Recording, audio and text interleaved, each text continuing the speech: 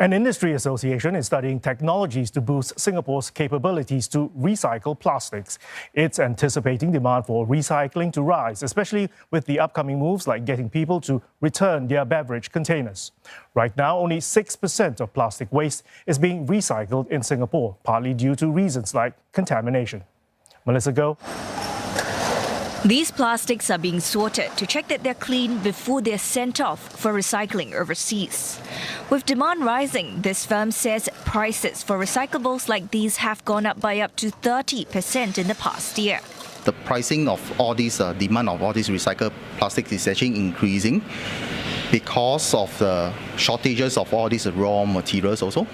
Fueling this is the global green drive that's pushing companies all over the world to look at recycled plastic as a sustainable alternative. Recycling plastic is a manpower-intensive business. For example, for this batch, 200 kilograms of low-density polyethylene, or what we might know as packaging waste, it took a pair of workers 2 hours to handpick and sort from recycling bins. So it can fetch about $60 on the market, but with contamination, the value rapidly depletes. The recycling firm has bins in over 100 locations island-wide, but it says up to half of what they collect from residential areas end up contaminated and have to be discarded, which is a waste. It's going to be very costly to recycle, for example, a PET bottle. If it's contaminated with food waste, you need so much more detergent, water, heat, etc. to clean it.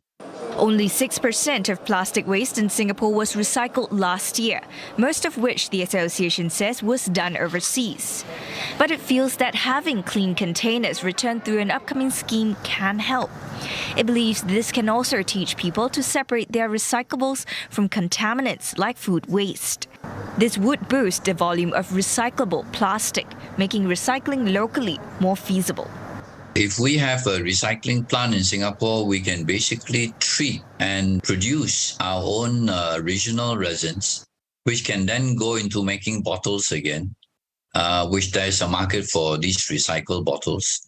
Or we can use the resins to actually make other products. For example, if you can make a plastic as strong as steel that can withstand higher temperatures, then it makes sense. Mr. Q says the association is looking into various technologies, even recycling with insects, in the hopes that they can develop what's best suited for Singapore's needs and turn trash into treasure.